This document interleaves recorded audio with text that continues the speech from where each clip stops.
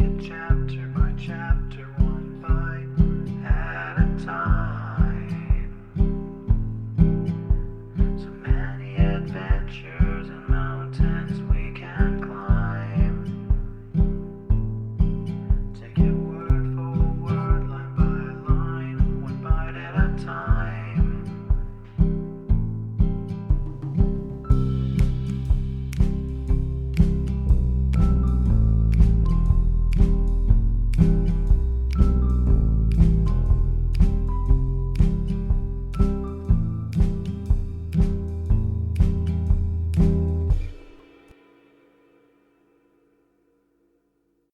Welcome to Bite at a Time Books, where we read you your favorite classics one bite at a time. My name is Bree Carlile, and I love to read, and wanted to share my passion with listeners like you. If you want to know what's coming next and vote on upcoming books, sign up for our newsletter at biteatatimebooks.com. You'll also find our new t-shirts in the shop, including podcast shirts and quote shirts from your favorite classic novels. Be sure to follow my show on your favorite podcast platform so you get all the new episodes. You can find most of our links in the show notes, but also our website, biteatatimebooks.com, includes all of the links for our show, including to our Patreon to support the show, and YouTube, where we have special behind the narration of the episodes. We're part of the Bite at a Time Books Productions Network. If you'd also like to hear what inspired your favorite classic authors to write their novels, and what was going on in the world at the time, check out the Bite at a Time Books Behind the Story podcast, wherever you listen to podcasts. Please note, while we try to keep the text as close to the original as possible, some words have been changed to honor the marginalized communities who've identified the words as harmful, and to stay in alignment with Bite at a Time Books' brand values. Today we'll be continuing Les Miserables by Victor Hugo. Chapter 10. Results of the Success. She had been dismissed towards the end of the winter. The summer passed, but winter came again. Short days, less work. Winter, no warmth. No light, no noonday. The evening joining on to the morning. Fogs, twilight, the window is gray. It is impossible to see clearly at it. The sky is but a vent hole. The whole day is a cavern. The sun has the air of a beggar. A frightful season. Winter changes the water of heaven and the heart of man into a stone. Her creditors harassed her. Fantine earned too little. Her debts had increased. The Thénardiers, who were not promptly paid, wrote to her constantly letters whose contents drove her to despair, and whose carriage ruined her. One day they wrote to her that her little Cosette was entirely naked in that cold weather, that she needed a woolen skirt, and that her mother must send at least 10 francs for this. She received the letter, and crushed it in her hands all day long. That evening she went into a barber shop at the corner of the street, and pulled out her comb. Her admirable golden hair fell to her knees. "What splendid hair!" exclaimed the barber. "How much will you give me for it?" said she. 10 francs. "Cut it off." She purchased a knitted petticoat and sent it to the Thénardiers. This petticoat made the Thénardiers furious. It was the money that they wanted.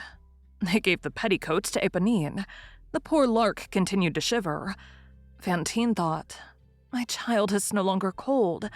I have clothed her with my hair." She put on little round caps which concealed her shorn head, and in which she was still pretty. Dark thoughts held possession of Fantine's heart. When she saw that she could no longer dress her hair, she began to hate everyone about her. She had long shared the universal veneration for Father Madeleine, yet by dint of repeating to herself that it was he who had discharged her, that he was the cause of her unhappiness, she came to hate him also, and most of all, when she passed the factory in working hours, when the work people were at the door, she affected to laugh and sing.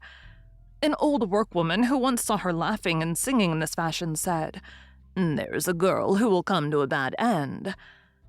She took a lover. The first who offered, a man whom she did not love, out of bravado and with rage in her heart. He was a miserable scamp, a sort of mendicant musician, a lazy beggar who beat her and who abandoned her as she had taken him in disgust. She adored her child. The lower she descended, the darker everything grew about her. The more radiant shone that little angel at the bottom of her heart. She said, "When I get rich, I will have my Cosette with me." And she laughed. Her cough did not leave her, and she had sweats on her back. One day she received from the Thénardiers a letter couched in the following terms. "Cosette is ill with a malady which is going the rounds of the neighborhood. A miliary fever, they call it. Expensive drugs are required. This is ruining us, and we can no longer pay for them. If you do not send us 40 francs before the week is out, the little one will be dead." She burst out laughing and said to her old neighbor, "Ah, they are good. 40 francs, the idea. That makes 2 Napoleons. Where do they think I am to get them? These peasants are stupid, truly." Nevertheless, she went to a dormer window in the staircase and read the letter once more. Then she descended the stairs and emerged, running and leaping and still laughing. Someone met her and said to her, "What makes you so gay?" She replied, "A fine piece of stupidity that some country people have written to me. They demand 40 francs of me. So much for you, you peasants." As she crossed the square, she saw a great many people collected around a carriage of eccentric shape, upon the top of which stood a man dressed in red who was holding forth. He was a quack dentist on his rounds who was offering to the public full sets of teeth, opiates, powders, and elixirs. Fantine mingled in the group and began to laugh with the rest at the harangue, which contained slang for the populace and jargon for respectable people. The tooth puller espied the lovely laughing girl and suddenly exclaimed, "You beautiful teeth, you girl there who are laughing. If you want to sell me your palates, I will give you a gold Napoleon apiece for them." "What are my palates?" asked Fantine. "The palates," replied the dental professor, "are the front teeth, the 2 upper ones." "How horrible!" exclaimed Fantine. "2 Napoleons," grumbled a toothless old woman who was present. "Here's a lucky girl." Fantine fled and stopped her ears that she might not hear the hoarse voice of the man shouting to her, "Reflect, my beauty, 2 Napoleons. They may prove of service. If your heart bids you, come this evening to the inn of the Talague d'Argent. You will find me there." Fantine returned home. She was furious and related the occurrence to her good neighbor Marguerite. "Can you understand such a thing? Is he not an abominable man? How can they allow such people to go about the country? Pull out my 2 front teeth? Why, I should be horrible. My hair will grow again, but my teeth? Oh, what a monster of a man. I should prefer to throw myself head first on the pavement from the 5th story. He told me that he should be at the Talague d'Argent this evening." "And what did he offer?" asked Marguerite. 2 Napoleons? That makes 40 francs. "Yes," said Fantine. "That makes 40 francs." She remained thoughtful and began her work. At the expiration of a quarter of an hour, she left her sewing and went to read the Thénardier's letter once more on the staircase.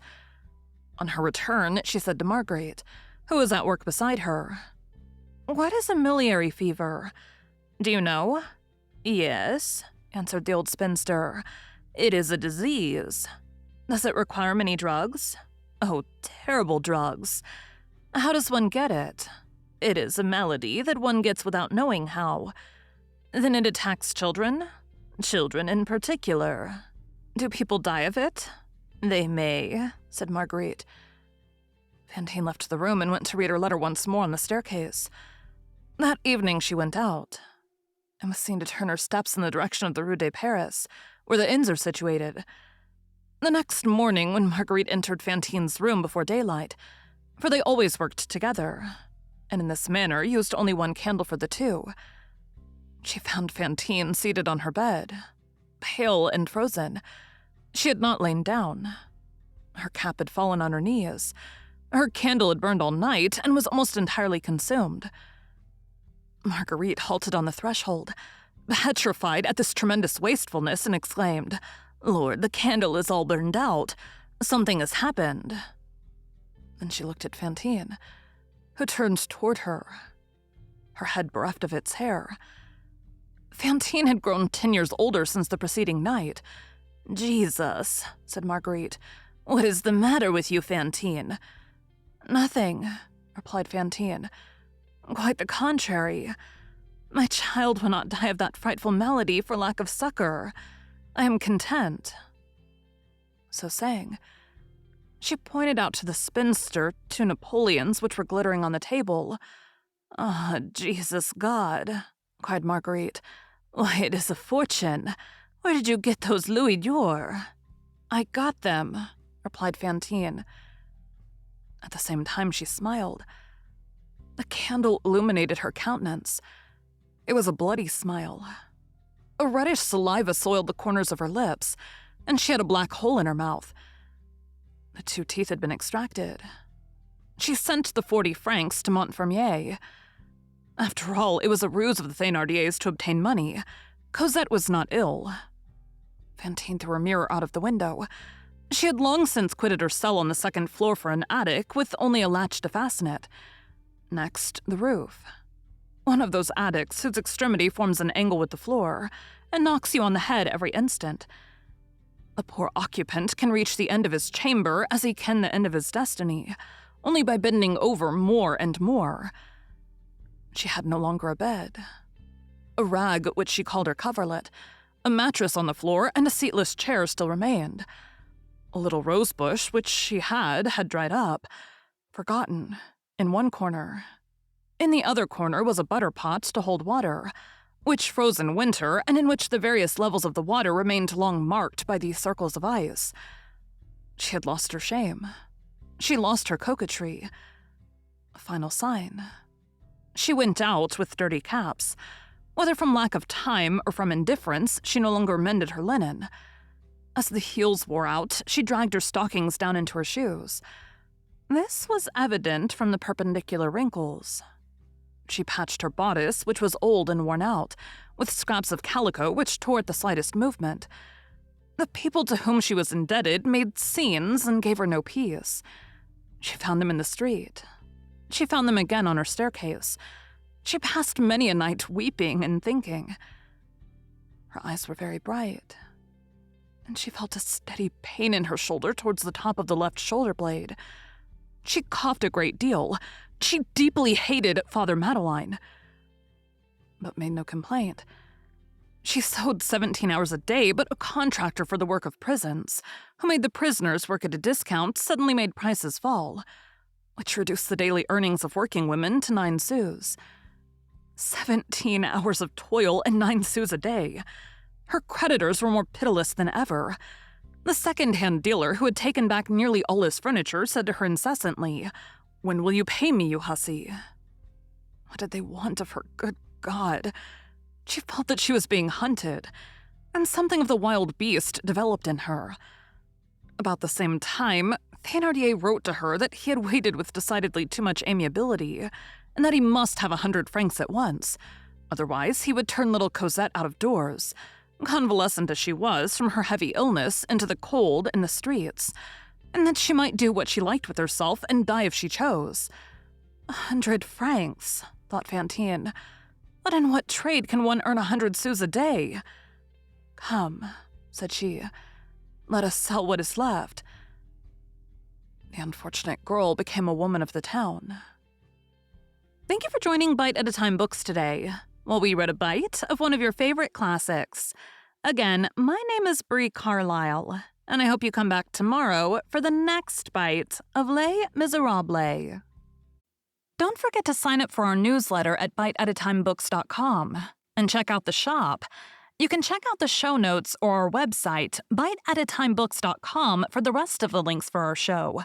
We'd love to hear from you on social media as well.